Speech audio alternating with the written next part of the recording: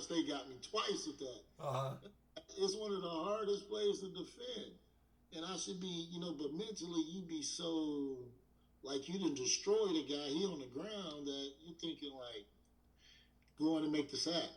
It's almost a selfish thing, and after I think about it after the years, I'm like, man, all I do is keep my eyes on him.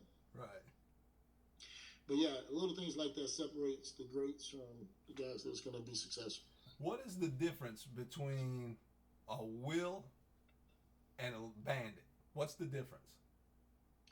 Well, it's all really the same. It's just almost a must. There's somebody who the coaches trust to cover in the secondary and come in and get right in some tackle's face and turn the ball in. So outside linebacker slash DB, somebody who can cover and somebody come up and be a hammer, and make things happen. So that's pretty much all the difference is. Would in your since you've been playing there, when you say that, would Danico Allen fit under that category? Yeah, yeah, Same absolutely. position. Yep, same position. Yep. I always think of you and him are just like you guys love contact. Yeah. Just loved it. It was funny. You look at the game, and I wanted to be the special teams leading tackle, and I wanted to be the leading tackle on defense.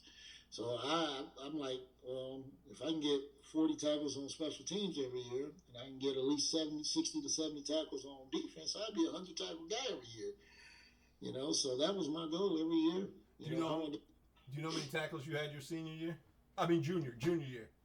I think I had 90 something, 99, 90 something. Combined between us with assists and solos. Yeah, I can't 98. remember. Yep. Yeah, it's like 90 tackles. So a lot of people don't know how much toll it takes on your body, though. I was gonna ask you that. Have you, because there are certain guys, and while you were there, was Julian Peterson there when you were there? He was there my freshman year. I saw JP play. I actually saw JP down in San Francisco. The guy was a Iron Man pretty much. He was a beast. He was everything. He was Superman at linebacker. Yes. Him and TJ Turner was Superman at linebacker. Some of the things I saw those guys do was just like unreal. I can't believe when you start thinking about all those guys that was there, just like you said, Cliff Ryan and Robert Smith and Josh Thornhill and Julian Peterson and Moquiz Wedlow, Amp Campbell. The defense was insane. I'm talking about the names that was. You remember those names because at some point during the day or sometime during the game, they made such an impact, such a hit that you said, I mean, you just said 15 years since you played there, and I still remember Moquiz Wedlow like it was yesterday. Yeah.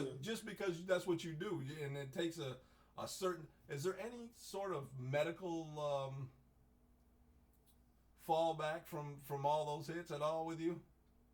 No, I just, one of the things I try to tell everybody is taking care of everybody, eating the right foods in college.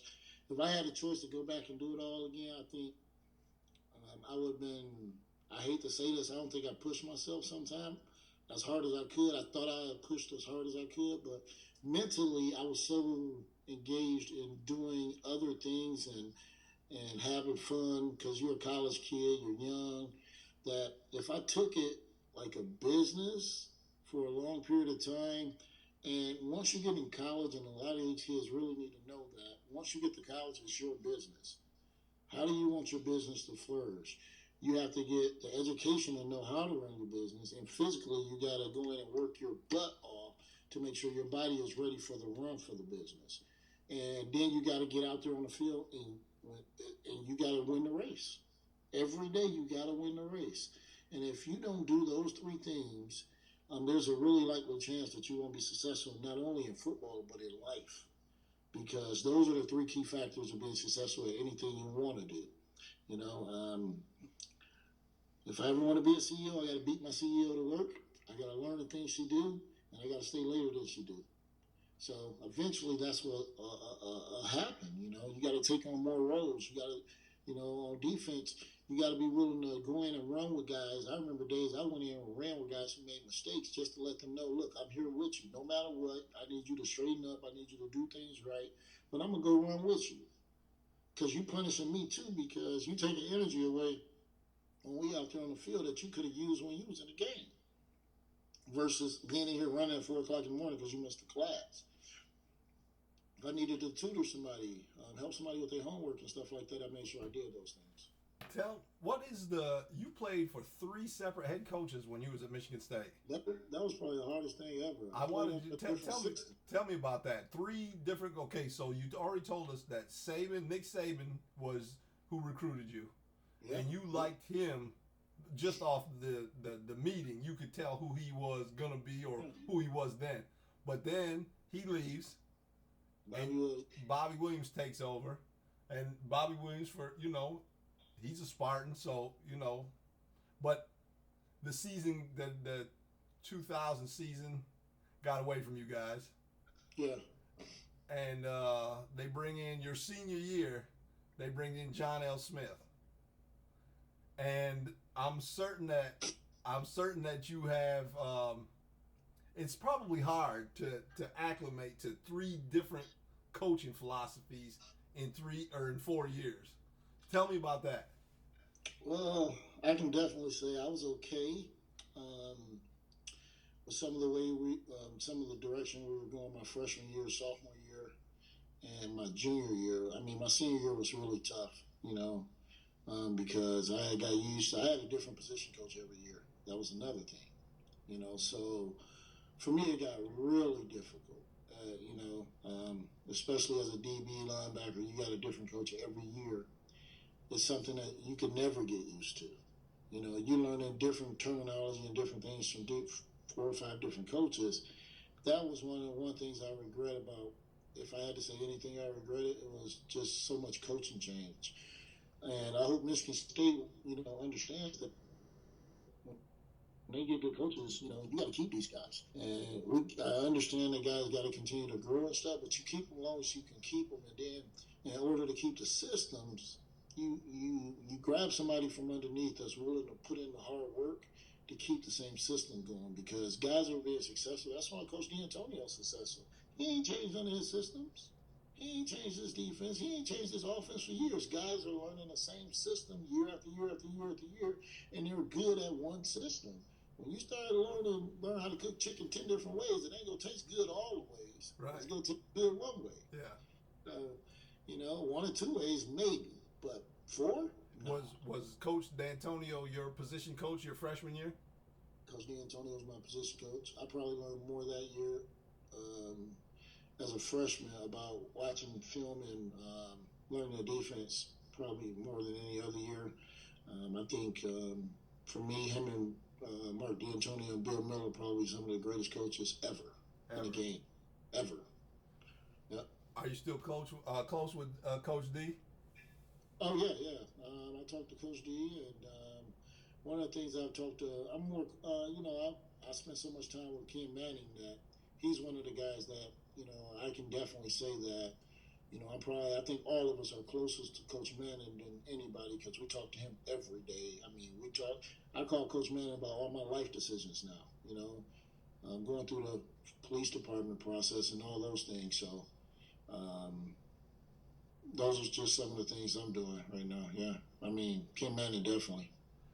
What is the Biggie Munn, the award for sportsmanship?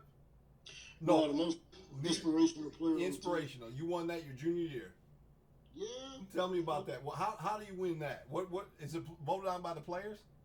Players and coaches. Yeah. Players and coaches. So when you're in that locker room, and you have a guy like me who has an awful attitude, and it's like, man, you guys suck. I come out here and bust my butt every day, and you bums don't show up.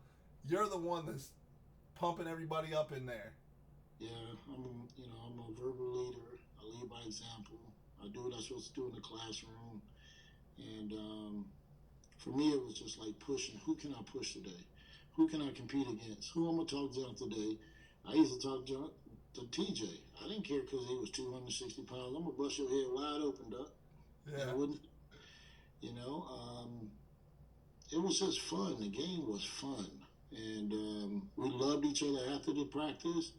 But during practice, we straight competed. We talked junk, and it was fun for us because You would take your L's and you would get some W's.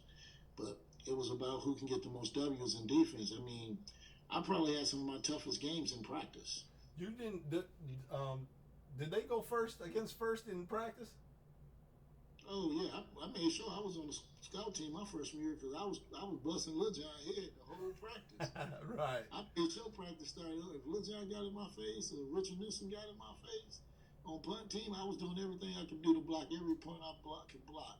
One game, one practice, I blocked like 6 punts, and we was in our last period. You know, special teams the last period that we run. Well, we got in the last period. It was cold. It was like November, like before Penn State game. And I blocked like 6 punts in a row. Man, coach, it was my freshman year. Coach Saban started the whole practice over. I think that was the worst year I ever had in my life with teammates not liking me. But I can tell you one thing: we didn't have one block punt through that whole year. We didn't have one special team issue that whole year. And what a lot of freshmen don't understand is it's not y'all jobs to be our best friends as seniors and juniors. It's y'all jobs to push us farther than we could ever been pushed in the game. And I did that every day for Lil John and Richard Newsom and all those guys that was in front of me at that period, that time when I was a freshman, to make them better every day. And that's probably one of the reasons we were 10-2. You know, we lost 2 games that year back to back, but we 8-0 and top of the world my freshman year. And I took pride in being that guy that, made sure everybody pushed the limits. So yeah. So your time at Michigan State comes to an end, and you decide you're going to go to the NFL. Yeah.